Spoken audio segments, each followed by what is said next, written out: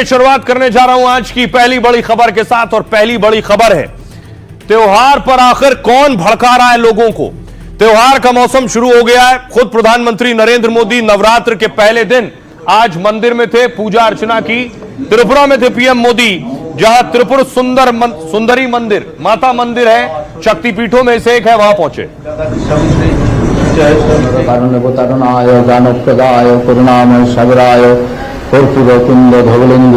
जटाधराय दरिद्र दुख दहनाय नमो शिवाय नमो शिवाय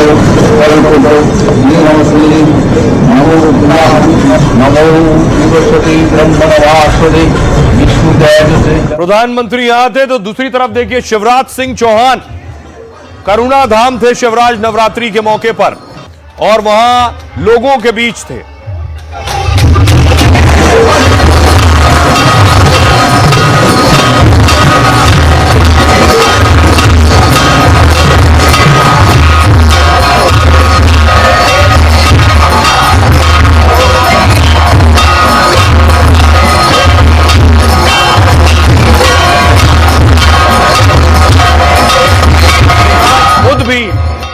गाते देख रहे हैं आपको, भजन गा रहे थे। दूसरी तरफ नवरात्रि का पहला दिन था तो मंदिरों में खासी भीड़ थी।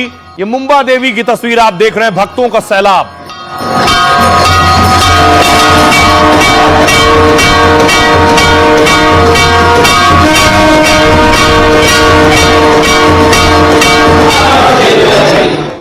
लेकिन दूसरी तरफ सवाल यह है कि आखिर मुसलमानों को कौन भड़का रहा है। त्योहारी मौसम है, लोग घरों से बाहर निकलते हैं, उस दौरान ये नया बवाल। ये तस्वीर मैं आपको दिखा रहा हूं उन्नाव की, जहां सर तन से जुदा के नारे लग रहे हैं।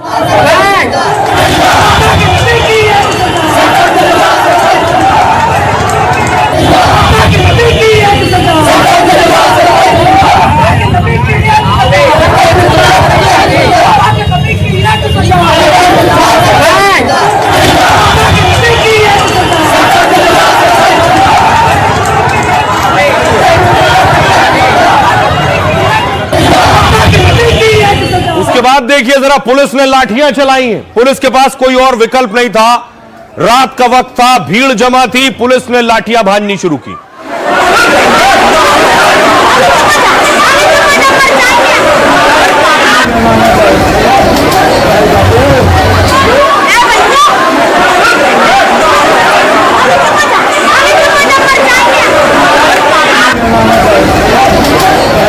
और यही हाल देखिए उत्तराखंड में भी प्रदर्शन हो रहा था, वहां भी लोग सड़कों पर उतरे। काशीपुर की तस्वीर आप देख रहे हैं।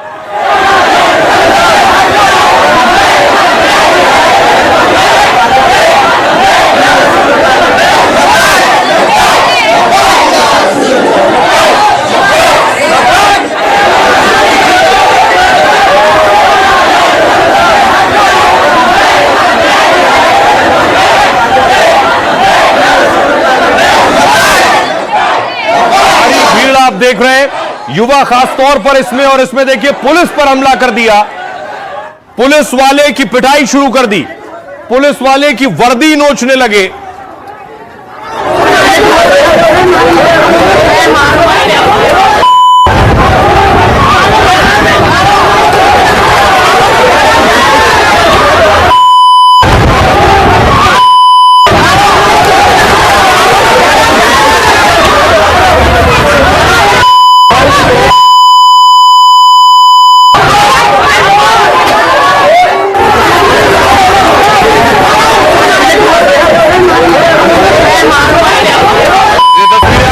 कुछ लोग पुलिस वालों को बचाकर आगे लेकर आए, लेकिन उग्र भीड़, उपद्रवी पुलिस वालों को भी नहीं बख्श रहे थे। पुलिस वालों पर भी हाथ उठाया, मारपीट की।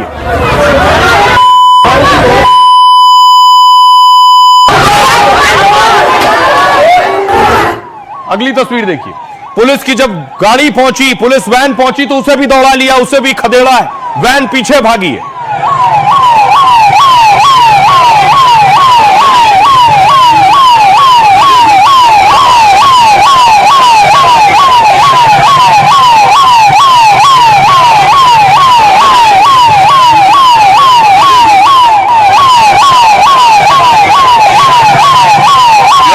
पुलिस की गाड़ी पीछे भाग रही है। अब रात के अंधेरे में पत्थर चलाएंगे, पुलिस को मारेंगे, तो अगले दिन सुबह क्या होगा? पुलिस एक्शन लेगी। वही एक्शन शुरू हुआ अगले दिन सुबह। उसके बाद बुलडोजर एक्शन की कार्रवाई हुई। काशीपुर की तस्वीर आप देख रहे हैं, बुलडोजर पहुंचा ग्राउंड पर।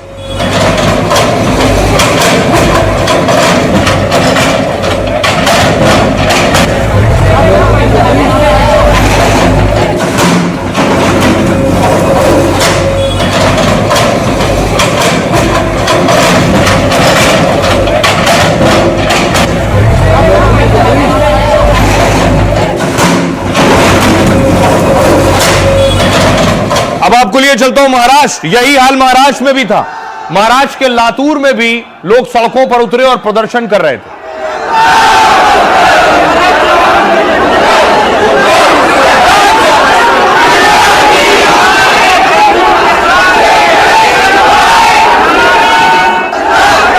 जम्मू लिए चलता हूं आपको। जम्मू कश्मीर के राजौरी में देखिए जरा, राजौरी में भी लोग प्रदर्शन कर रहे थे।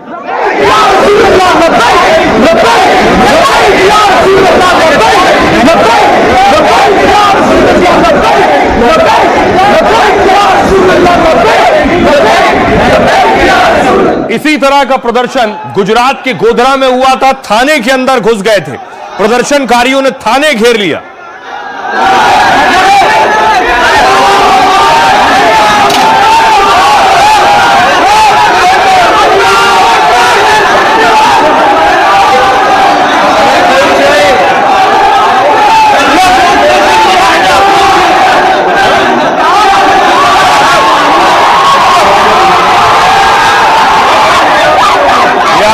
थाने के अंदर प्रदर्शनकारी घुसे, पुलिस वाले इधर उधर फोन लगा रहे हैं।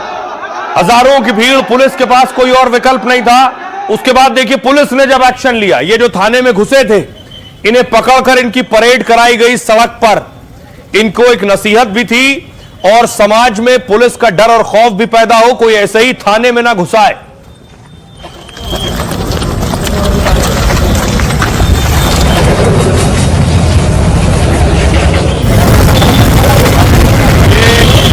ये वो उपद्रवी हैं जो थाने में घुसे थे, पुलिस पर दबाव बना रहे थे, इसलिए वर्दी का खौफ कायम रहे, बरकरार रहे, इसलिए पुलिस ने यह कार्रवाई की है। आई लव मोहम्मद पर शुरू हुआ बवाल थमने का नाम नहीं ले रहा। विरोध के नाम पर देश के कई शहरों में विवाद की चिंगारी खड़ी नजर आ रही है। विवाद और प्रदर्शन ऐसा कि भीड़ पुलिस को ही निशाना बनाने लगी। कहीं प्रदर्शन के दौरान लोगों ने पुलिस की वर्दी फाड़ दी, तो कहीं पुलिस इंस्पेक्टर की सरेआम पिटाई करने लगे।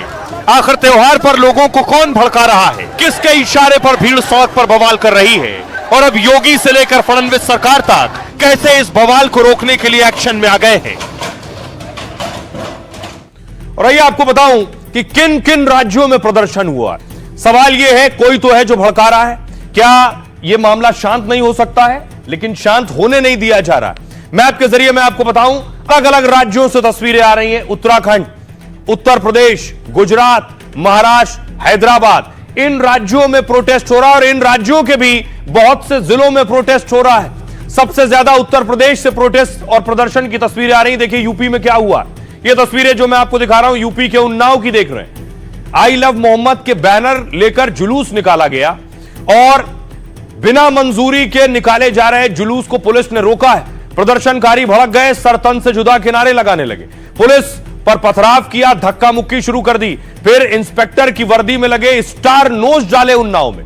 हालात काबू करने के लिए थानों की पुलिस लगाई गई, कई थानों की। गंभीर धाराओं में एफआईआर दर्ज कर 6 उपद्रवी गिरफ्तार किए गए। यह तस्वीर कानपुर की देख रहे हैं। हंगामे और बवाल की शुरुआत कानपुर से हुई। बारावफात पर मुस्लिम समुदाय के लोग जुलूस निकाल रहे थे। कुछ लोग आई लव मोहम्मद के बैनर के साथ जुलूस में उतरे। इन बैनर्स को कुछ हिंदू संगठनों के लोगों ने फाड़ दिए, ऐसे आरोप लगे। इससे मुस्लिम समुदाय के लोग भड़क गए और प्रदर्शन हुआ। माहौल बिगाड़ने के आरोप में 25 लोगों के खिलाफ एफआईआर दर्ज हुई है। कानपुर समेत कई जगह इसके बाद भारी हंगामा होने लगा। महाराजगंज में देखिए क्या हुआ। यूपी के हजारों लोग आई लव मोहम्मद को लेकर जुलूस निकाल रहे थे। बिना अनुमति के जुलूस को रोकने पर नारेबाजी होने लगी। पुलिस ने भारी सख्ती दिखाते हुए जुलूस और हंगामा रोक दिया। महाराजगंज में पुलिस ने 60 के खिलाफ एफआईआर दर्ज की है। कई गली मोहल्ले और घरों के बाहर पोस्टर लगाए गए, बैनर लगाए गए। बरेली में कई जगह 10 फीट तक आई लव मोहम्मद के पोस्टर लगे। कानपुर में एफआईआर पर बरेली की दरगाह आला हजरत ने ऐतराज जताया और पोस्टर के सहारे पुलिस की कार्रवाई का विरोध कर रहे हैं। प्रदर्शनकारी आखिर एक बार प्रदर्शन के बाद उसके बाद अमन और शांति से क्यों नहीं बैठ रहे? कोई है इसके पीछे और क्या? सुनिए जरा प्रदर्शनकारी क्या। एफआईआर दर्ज हुई है, उनको वापस ले योगी सरकार। और जो अपराधी हैं जिन्होंने ये गुस्ताखी करी है कि मोहम्मद साहब के पोस्टर फाड़ने की जो गुस्ताखी की गई है, उन अपराधियों को गिरफ्तार किया जाए। मोहम्मद साहब के नाम पर एफआईआर बंद करो। मोहम्मद साहब के नाम पर एफआईआर बंद करो। अब देखिए जरा, ये प्रदर्शन हैदराबाद तक चला गया। हैदराबाद में लोग सड़कों पर उतरे और प्रदर्शन कर रहे हैं, नारेबाजी लगा रहे हैं। गुलाम है, गुलाम है, कमाल नूर का आईना, दीन के पासबा, गुलाम है, गुलाम है, गुलाम है, गुलाम है, कमाल। महाराष्ट्र लिए चलता हूं आपको। ये महाराष्ट्र की तस्वीर देख रहे हैं। महाराष्ट्र के अहमदनगर में भी महिलाएं सड़कों पर उतरी और प्रदर्शन कर रही।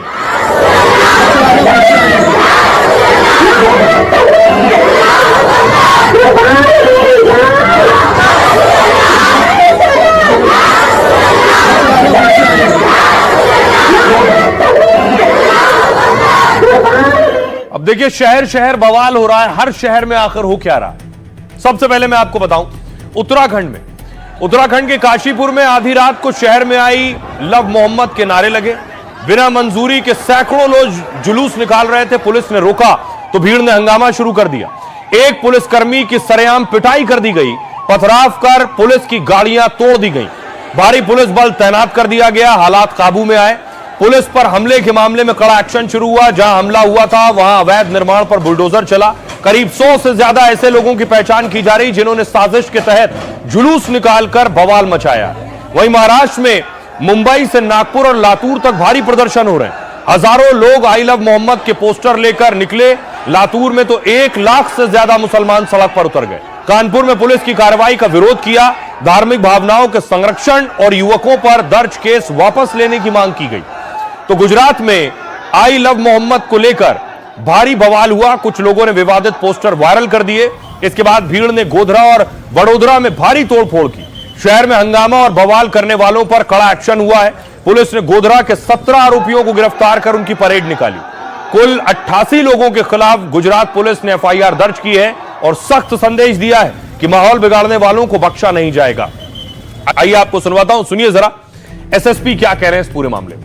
अभी मतलब में जो एक व्यक्ति है उसने अपने कुछ साथियों के साथ यहाँ अली खां मोहल्ले में यहाँ पे शांति व्यवस्था को प्रभावित करने का प्रयास किया और बाहरी प्रदेश की एक घटना के संदर्भ में वहाँ पे जो उपस्थित युवा थे और जो इसके साथीगण थे उन्होंने उनको भड़काने का प्रयास किया और इस तरीके से एक अराजकता का माहौल बनाया।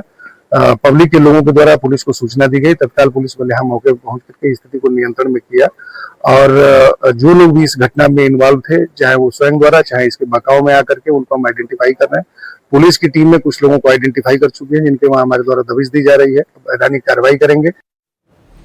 अब देखिए, इसमें सियासतदान भी कूद गए। एक तस्वीर मैं आपको दिखाने जा रहा हूं। ये आप देख रहे हैं, एमआईएम के नेता वारिस पठान थाने पहुंचे। उनके करीबी जिन्हें गिरफ्तार किया गया था, जिन पर एफआईआर हुई, पुलिस उठाकर ले गई थी। उसके बाद उन्हें थाने से लेकर निकले हैं वारिस पठान। अब इस पर सियासतदान क्या कह रहे हैं? अपने अपने हिसाब से सियासतदान बयान दे रहे हैं।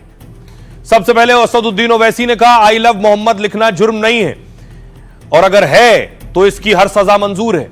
अबू आजमी कह रहे हैं भारत एक धर्मनिरपेक्ष देश है, सभी धर्मों को समान अधिकार है। अगर आई लव मोहम्मद लिखने पर लोगों को जेल जाना पड़े तो भी उनकी पार्टी इसका समर्थन करेगी। रघुराज सिंह मंत्री है यूपी के, वो कह रहे हैं आई लव मोहम्मद के प्रदर्शनकारियों को जेल में डाल देना चाहिए। बलदेव सिंह औलख करें मंत्री यूपी के, यूपी सरकार में जो गलत करेगा उसे सजा मिलेगी। बवाल और हंगामे पर एफआईआर के बाद पूरी जांच होगी। जांच में जो भी दोषी पाया जाएगा उसे सजा मिलेगी। आइए आपको सुनवाता हूं, सुनिए जरा सियासतदानों को। अगर वो कहते हैं आई लव मोहम्मद, मैं कहता हूं मैं आई लव महादेव, तो इसमें कोई गुनाह तो नहीं है कि मैं भगवान से प्यार करता हूं। अगर इस पे अगर सरकार अगर कार्रवाई करती है गलत है और निश्चित तौर से हम इसकी निंदा करते हैं। ये कोई ऐसी चीज़ नहीं थी कि जो इलीगल हो या कोई क्राइम हुआ हो। अब वो बात बना रहे हैं कि साहब वो गेट लगा दिया था उन्होंने, परंपरा नहीं थी। एक खाली बैनर लगाने पे एफआईआर होती क्या? एफआईआर की ज़रूरत ही क्या थी? जिसने अब ये सब कुछ शुरुआत कर दी, एफआईआर करके एक कंट्रोवर्सी पैदा कर दी और मुसलमानों को उकसाने का काम करा है, उनके खिलाफ कानूनी कार्रवाई होनी बहुत ज़रूरी है। इस जुलूस की नीयत में खराबी थी और जब खराब नीयत से उत्तर प्रदेश में अगर कोई इस तरह का जुलूस निकालने का प्रयास करेगा, खूब प्रयास करेगा, तो निश्चित तौर पे कार्रवाई होगी, चाहे जो हो। देखिए, आई लव मोहम्मद के नाम पर बवाल हो रहा है, लेकिन बहुत कम लोग जानते हैं मोहम्मद साहब थे कौन और उन्होंने क्या कहा था। इस तरह के हंगामे के लिए उन्होंने क्या कहा। देश में लाखों लोग आई लव मोहम्मद का नारा लगा रहे हैं। वो शुरू तो पैगंबर मोहम्मद को एक तरीके से सम्मान देने से हुआ, लेकिन पैगंबर मोहम्मद को इस्लाम धर्म का संस्थापक माना जाता है। उनका जन्म सऊदी अरब के मक्का में 570 ईस्वी में हुआ। इस्लामिक मान्यता के हिसाब से वो ईश्वर के एक संदेश वाहक थे। मान्यता है कि उन्होंने कुरान के जरिए ईश्वर का संदेश फैलाया। पैगंबर साहब कर्म को अहमियत देते थे, अपने छोटे मोटे चीजों को इस तरह से रिएक्ट नहीं करते थे जिस तरह से अभी तस्वीरें आ रही। कई लोगों ने उन पर सवाल उठाए, नुकसान पहुंचाने की कोशिश की, लेकिन पैगंबर मोहम्मद ने हमेशा लोगों का भला सोचा है और यही संदेश भी दिया कि किसी का नुकसान पहुंचाने की कोशिश ना करें। उन्होंने दया, मानव सेवा और भाईचारे का बर्ताव का संदेश दिया। एकजुटता, न्याय और सच्चाई से रहने का अल्लाह का रास्ता कहा। वो किसी भी तरह के जुल्म या ज्यादती से बचने को कहते थे, लेकिन जो लोग आई लव मोहम्मद के पोस्टर, नारे लगा रहे हैं, क्या वो उनका आपसी भाईचारा और सौहार्द का संदेश मान रहे हैं? सवाल ये। आइए आपको सुनवाता हूं, सुनिए जरा मुस्लिम धर्मगुरु क्या कह रहे हैं। हिंदुस्तान के संविधान में साफ साफ मेंशन है कि आप अपने धर्म पर अमल कर सकते हो, उसका प्रचार प्रसार कर सकते हो। नबी की मोहब्बत का प्रचार प्रसार करना उसकी हमें इजाजत है। ऐसा कोई कानून इस पर नहीं बनता कि अगर कोई अपने नबी की मोहब्बत में, अपने गॉड, अपने देवी देवताओं की मोहब्बत में कोई इस तरह का काम करता है तो कोई कानून हिंदुस्तान का ऐसा नहीं है कि उनके खिलाफ कोई कानूनी कार्रवाई की जाए। मैं तो ये कहता हूं उन बच्चों के खिलाफ कार्रवाई न होके इस तरह की जो संघी सोच रखते हैं, इस तरह की जो गलत सोच रखते हैं, जो भ्रष्ट अधिकारी हैं, उनके खिलाफ कार्रवाई होनी चाहिए। अब सवाल यह है, ये प्रदर्शन उस वक्त हो रहा है जब देश में फेस्टिवल शुरू हो रहे हैं, त्योहार शुरू हो रहे हैं। तस्वीर मैं आपको दिखाऊं, सूरत की तस्वीर है। गुजरात में धूमधाम से गरबा होता है और गरबा की तस्वीर आनी शुरू हो गई कल से ही।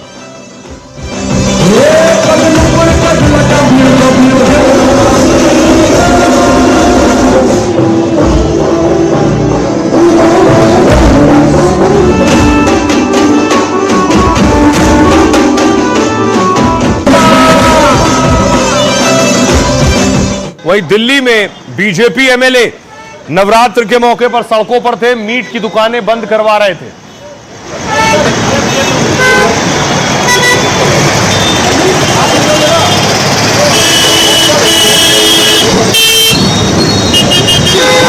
देख रहे हैं मीट की दुकानें, बीजेपी विधायक हैं, ताला लगवाया है, उसके बाद तस्वीरें खिंचवाते हुए। अगली तस्वीर आपको लिए चलता हूं। पहला दिन था नवरात्र का, तो झंडे वाला मंदिर में, माता के मंदिर में हजारों भक्त पहुंचे।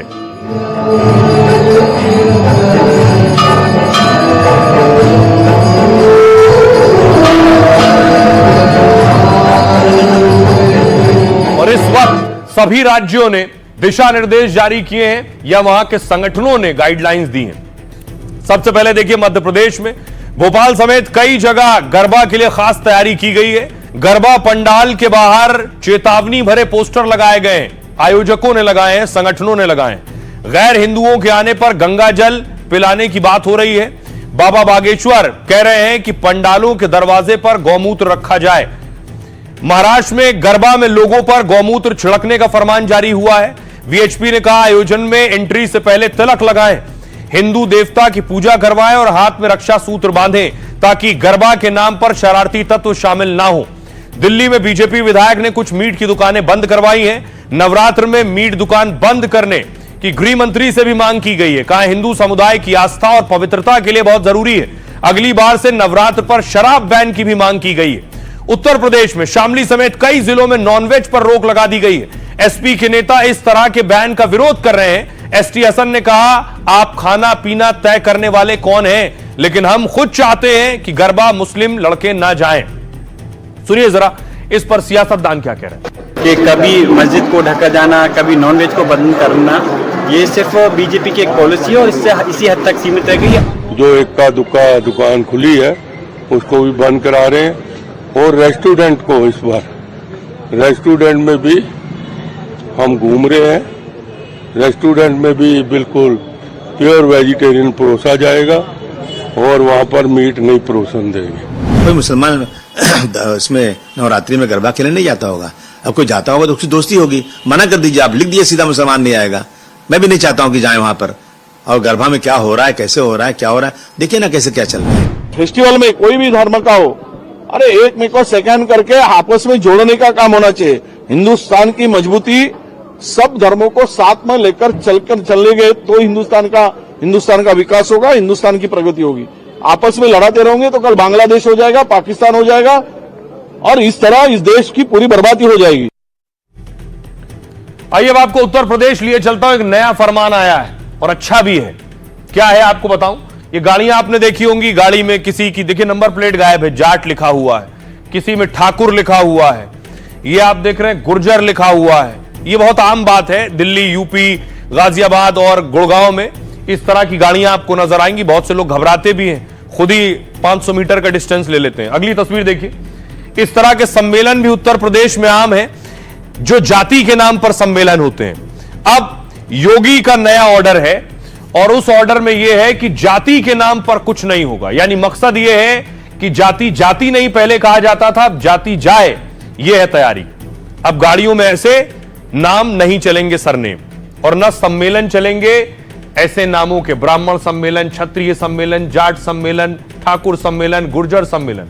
यूपी सरकार ने बड़ा फैसला किया है। गाड़ियों पर जाति लिखकर चलने पर चालान होगा। जाति के नाम पर रैलियों पर भी पाबंदी होगी। जाति आधारित बोर्ड और बैनर भी हटेंगे। जाति वाले स्टिकर और नारे भी हटाए जाएंगे। सोशल मीडिया पर जाति को बढ़ावा देने पर एक्शन होगा। एफआईआर, गिरफ्तारी, मेमो और चार्जशीट में भी जाति नहीं लिखी जाएगी। बड़ी चीज ये, एफआईआर में भी अब जाति नहीं लिखी जाएगी। पुलिस रिकॉर्ड में भी आरोपी की जाति नहीं लिखी जाएगी। इलाहाबाद हाईकोर्ट के निर्देश के तहत सरकार ने फैसला लिया है। अप्रैल में यूपी पुलिस ने गाड़ी से 106 बोतल शराब बरामद की थी। बरामदगी मेमो में आरोपियों की जाति लिखी हुई थी। आरोपी ने इलाहाबाद हाईकोर्ट में याचिका दाखिल की। कोर्ट ने एफआईआर में जाति लिखे होने पर नाराजगी जाहिर की। कोर्ट ने कहा यह प्रथा लोकतंत्र के लिए गंभीर चुनौती है। हाईकोर्ट ने जाति आधारित चीजों पर पाबंदी के आदेश दिए हैं। हाईकोर्ट के आदेश पर योगी सरकार ने आदेश जारी कर दिया है। योगी सरकार के फैसले पर अखिलेश यादव ने तंज कसा। अखिलेश ने एक्स पर पोस्ट करके बीजेपी पर निशाना साधा। किसी का घर धुलवाने की जातिगत भेदभाव की सोच का अंत कैसे होगा? किसी को बदनाम करने के जातिगत भेदभाव से भरी साजिशें खत्म कैसे होंगी?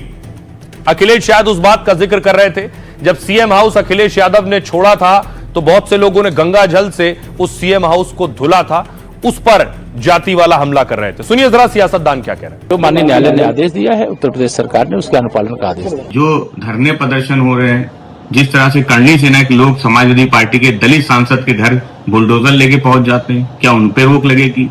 क्या समाजवादी पार्टी के अध्यक्ष आदरणीय अखिलेश यादव जी जब वो कन्नौज में एक मंदिर में जाते हैं, फिर भारतीय जनता पार्टी के लोग वो मंदिर को धोने का काम करते हैं, क्या इस तरह पे रोक लगेगी? तो भारतीय जनता पार्टी की सरकार में लगातार जातीय भेदभाव हो रहा है और वो सब देख रहे हैं। तो भारतीय जनता पार्टी की सरकार को बताना चाहिए कि जातीय भेदभाव पे रोक कब लगेगी। अब ये बवाल शुरू कहां से हुआ? एक और बवाल जाति पर हुआ। दरअसल दादरी में एक पंचायत हुई और गुर्जर पंचायत, इस पंचायत को लेकर गुर्जर और राजपूत आमने सामने आ गए। दरअसल ये मिहिर भोज सम्मेलन से शुरुआत हुई। आखिर ये पूरा बवाल क्या है और मिहिर भोज कौन है? दरअसल पश्चिमी यूपी में समाजवादी पार्टी इन दिनों गुर्जर सम्मेलन कर रही है। इन सम्मेलनों की कमान पार्टी के प्रवक्ता राजकुमार भाटी के हाथ में है। 34 जिलों के 132 विधानसभा क्षेत्रों में छोटी छोटी गुर्जर चौपाल होंगी। चौपाल उन क्षेत्रों में की जा रही है जहां पर गुर्जर वोटर निर्णायक हैं। रविवार को मेरठ में गुर्जर महापंचायत को लेकर जोरदार बवाल हुआ। महापंचायत के लिए पुलिस प्रशासन से कोई अनुमति नहीं मिली थी। पुलिस ने रोका तो भीड़ ने पथराव किया, पुलिस ने लाठीचार्ज किया। पूरे विवाद की शुरुआत सम्राट मिहिर भोज के नाम को लेकर हुई। करीब 10 दिन पहले मेरठ के सरधना में एंट्री गेट पर बोर्ड लगाया गया। इस पर मिहिर भोज की फोटो लगी थी और उन्हें राजपूत सम्राट बताया गया। गुर्जरों ने इसे सम्राट मिहिर भोज का अपमान माना और महापंचायत बुलाई और उसके बाद यह हंगामा शुरू हुआ। आइए खबरों में आगे बढ़ते हैं। पाकिस्तान हार के बाद कैसे जार जार रो रहा है, तस्वीर में आपको दिखाऊं। क्रिकेट या फिर जंग का मैदान।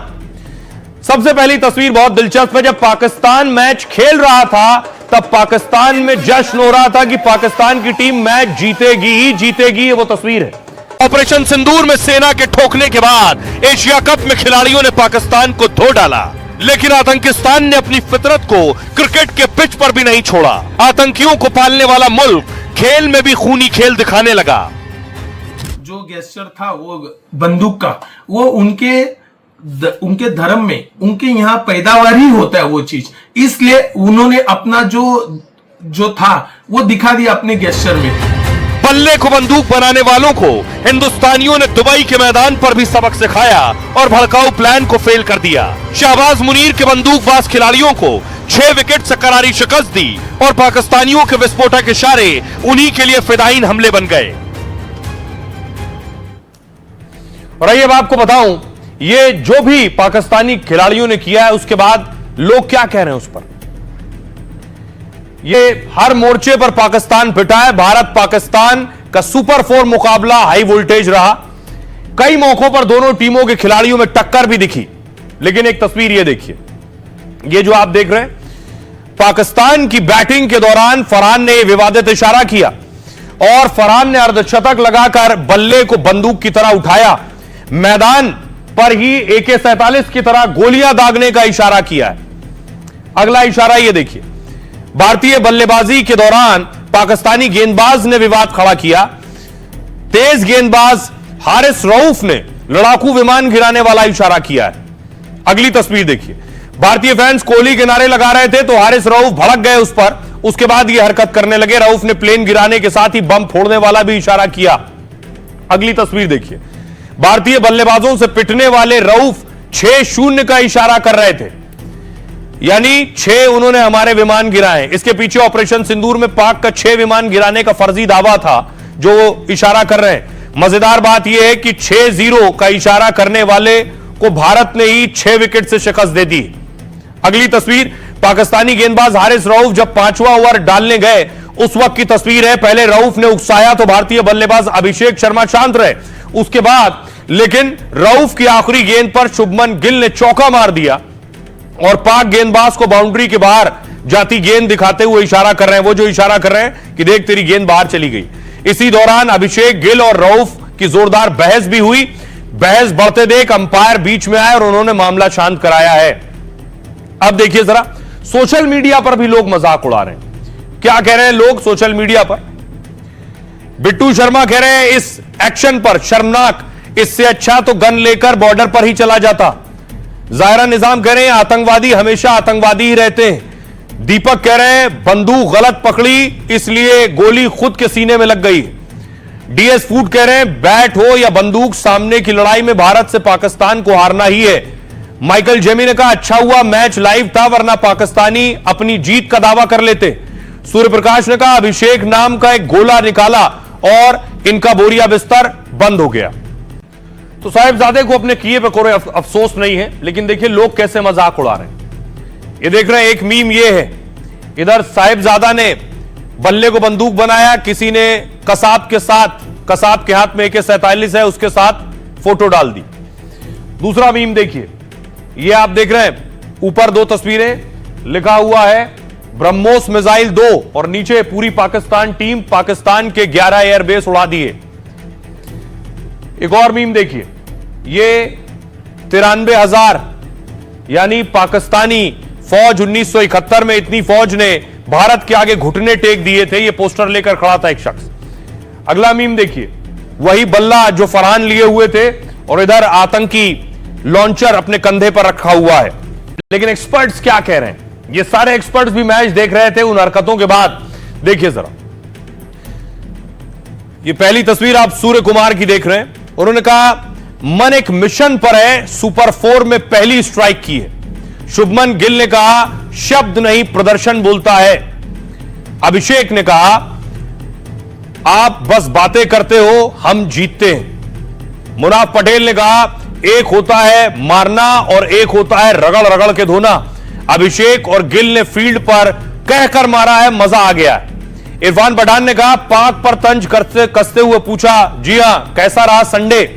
शानदार टीम इंडिया, आप बाकी टीमों के ऊपर क्लास हो। हरभजन सिंह ने कहा शानदार प्रदर्शन, भारत ने दिखाया दबदबा।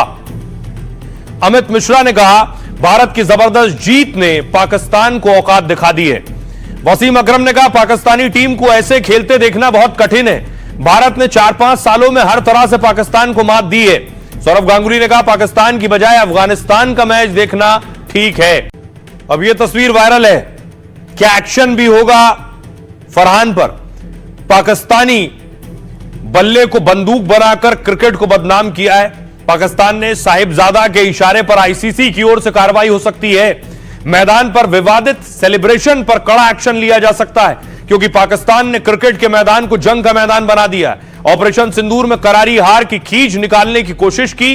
पाकिस्तानी आर्मी के फर्जी प्रोपेगेंडा को आगे बढ़ाने की साजिश है। पहलगाम नरसंहार में पाकिस्तान ने जश्न मनाने वाली हरकत की है, लेकिन पाकिस्तान इस आतंकी हमले से पीछा छुड़ाता रहा है, मगर क्रिकेट ग्राउंड में उसके खिलाड़ियों ने आतंकियों का समर्थन किया है, जबकि संयुक्त राष्ट्र और वैश्विक मंचों पर वो खुद को पीड़ित बताता है। कश्मीर मुद्दे पर भी पाकिस्तान अक्सर यूएन में राग अलापता है। सच्चाई यह है कि पाकिस्तानी खिलाड़ियों को आतंकियों की तरह पेश कर रहा है, जो खेल भावना के खिलाफ है और पहलगाम के जख्म कुरेदने जैसा है।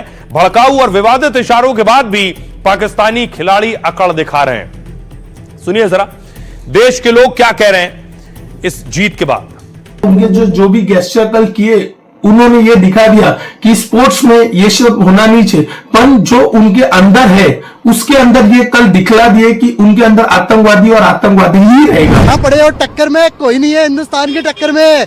जिस तरह से अभिषेक शर्मा ने जो तेवर दिखाया ना पाकिस्तानियों को, ये पाकिस्तान समझ ले कि ये सिर्फ अभिषेक शर्मा नहीं है, 140 करोड़ हिंदुस्तानी है साथ में। कहीं नहीं टिकेंगे, ना बॉर्डर पे, ना मैदान पे, ना जंग के सीमा पे।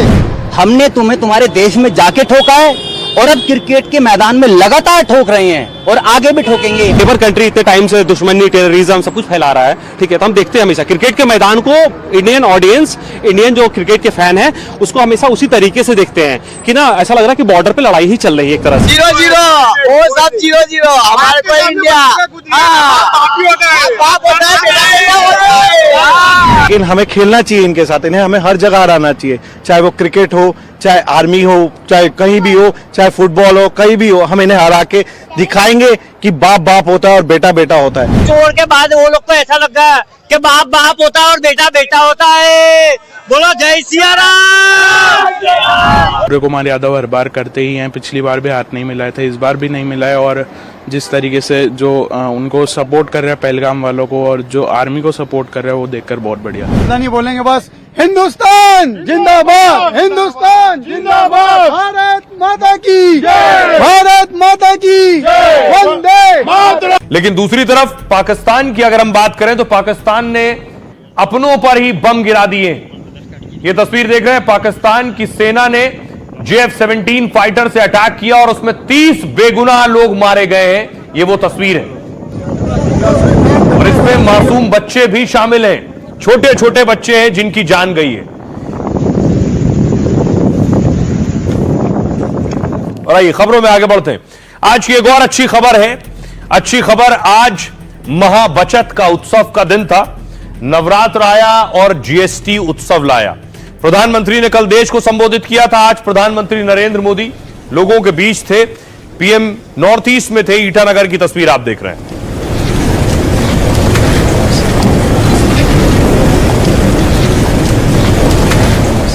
दूसरी तरफ योगी आदित्यनाथ दुकानदारों के बीच थे, क्योंकि आज से GST की घटी हुई दरें लागू हो रही थी।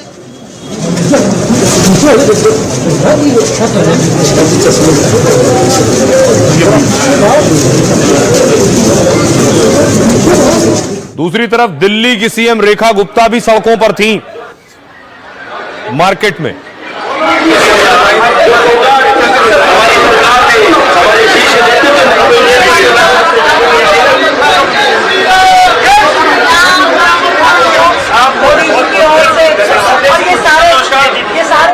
तो वहीं मध्य प्रदेश के मुख्यमंत्री देखिए मोहन यादव भी मौजूद थे एक साड़ी के शोरूम में। तो जीएसटी कपड़ों पर भी कम हुआ है।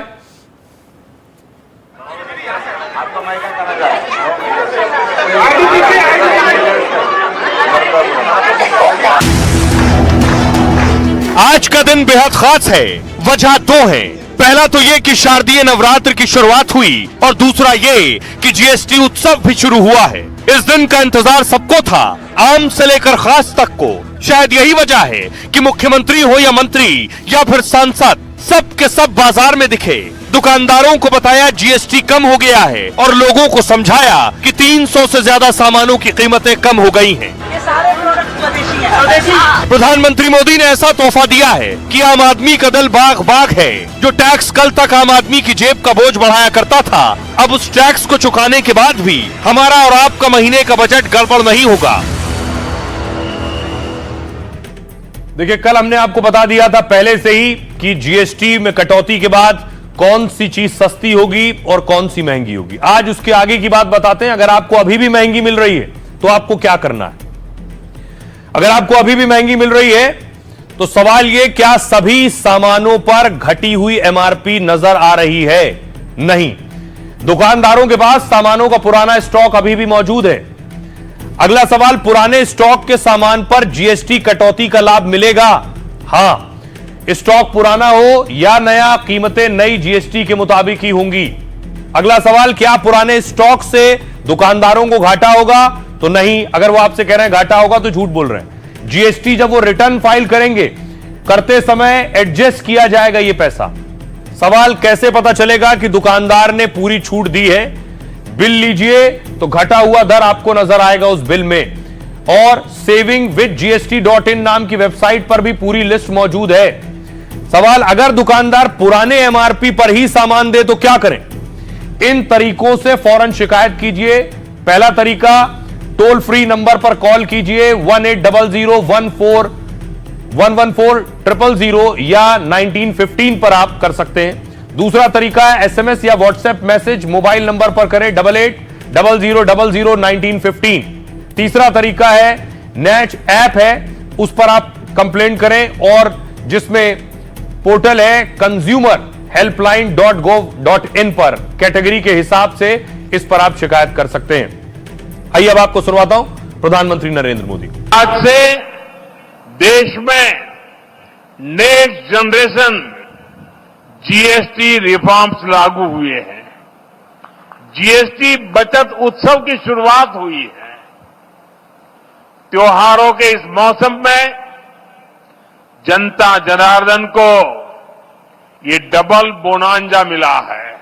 यहां मंच पर आने से पहले मुझे यहां छोटे मोटे सब व्यापारियों से बातचीत करने का अवसर मिला।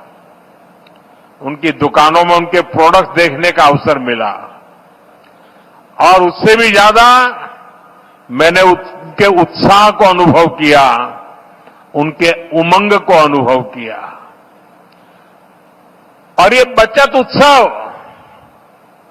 मैं देख रहा था कि वहां व्यापारियों में, भिन्न भिन्न भांति की चीजों का निर्माण करने वालों में और आज जनता जनार्दन के इतने विशाल रूप में मुझे साफ साफ नजर आ रहा है। तो आइए खबरों में आगे बढ़ते हैं। नवरात्रि के पहले दिन अडानी आज दुनिया के सामने आए और आपको बताऊं बड़ी चीज क्या थी। बड़ा ये था कि अडानी ग्रुप के चेयरमैन के संबोधन और उनके अंदाज ने सबको चौंका दिया। हिंडनबर्ग के आरोपों पर सेबी की क्लीन चिट मिलने के बाद गौतम अडानी बोल रहे थे। उनके संबोधन के दौरान पीछे लगी एक तस्वीर चर्चा का विषय बनी। गौतम अडानी के ठीक पीछे गांडीव धनुष की तस्वीर लगी थी। अडानी ग्रुप के चेयरमैन जब तक बोलते रहे, उनके पीछे इसे खास तौर से दिखाया गया।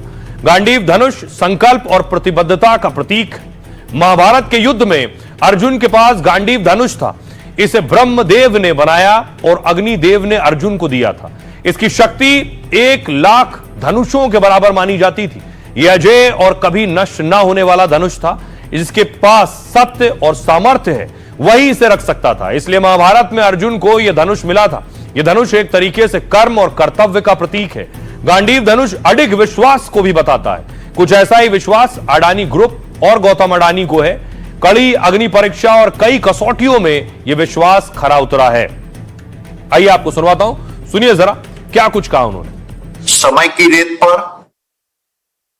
हम छोड़े निशान सुर्खियों से बढ़कर हो हमारी पहचान। While the world debated about us, our pots expanded. Transmission lines stretch farther. Power plants ran reliably. Renewable projects continue to green the world. Airports advanced. Cement furnaces fired away. And logistic teams delivered flawlessly. You proved that executions under pressure is the truest test of character, and that the Adani character is simply unbreakable. रूप बदलना ही जीवन का सार, जो झुके नहीं वही बने अवतार। और आइए और अब बात करता हूं जुबिन गर्ग की। असम में जिनके लिए उनके लाखों समर्थक सड़कों पर हैं। गायक जुबिन गर्ग का आखिरी संस्कार कल किया जाएगा, यानी अंतिम संस्कार। उससे पहले उनके अंतिम दर्शन के लिए जनसैलाब उमड़ आया। उनके पार्थिव शरीर को रविवार को गुवाहाटी के अर्जुन भोगेश्वर बरुआ स्पोर्ट्स कॉम्प्लेक्स में रखा गया था। कल भी उनकी एक झलक के लिए लोगों की भीड़ उमड़ी थी और आज भी लाखों लोगों ने श्रद्धांजलि दी। जुबिंदा अमर रहे के नारे लगाते हुए फैंस ने फूल बरसाए। कल पूरे राजकीय सम्मान के साथ उन्हें अंतिम विदाई दी जाएगी। जुबिन गर्ग की मौत 19 सितंबर को सिंगापुर में स्कूबा डाइविंग के दौरान हो गई थी। आइए अब आपके लिए लाइफ का फंडा में क्या है खास, और आज बहुत खास है कुछ। आपको बताऊं कि नवरात्र शुरू हो गए हैं और मां दुर्गा के 9 रूप भी लाइफ का एक अलग फंडा देते हैं। पहले दिन देवी की पूजा होती है। देवी शैलपुत्री के रूप में होती है। शैलपुत्री का मतलब होता है पहाड़ की पुत्री, यानी वो देवी जो पहाड़ की तरह मजबूत और अडिग है। शैलपुत्री पीले रंग का वस्त्र धारण करती हैं, जो आशा, ऊर्जा और नई शुरुआत का प्रतीक है। शैलपुत्री अपने दाएं हाथ में त्रिशूल और बाएं हाथ में कमल धारण करती हैं। त्रिशूल शक्ति और साहस का प्रतीक माना जाता है, वहीं कमल ध्यान और शांति का संदेश देता है। माता शैलपुत्री का वाहन नंदी है, जो यह संदेश देता है कि जब तक कोई परेशान न करे, अपने काम में बिना थके बिना रुके लगे रहना चाहिए। मां शैलपुत्री के नाम, उनके अस्त्र, उनके वस्त्र और उनके वाहन से लाइफ का जो फंडा मिला वो ये है कि हमें जिंदगी में स्थिरता और धैर्य रखना चाहिए, और मुश्किलें आए तो साहस से उनका सामना भी करना चाहिए। तो जहां से जो अच्छा मिले उसे अपनाइए। अपने और अपनों का बहुत बहुत ख्याल रखिए। रुक रहे हैं एक छोटे से ब्रेक के लिए।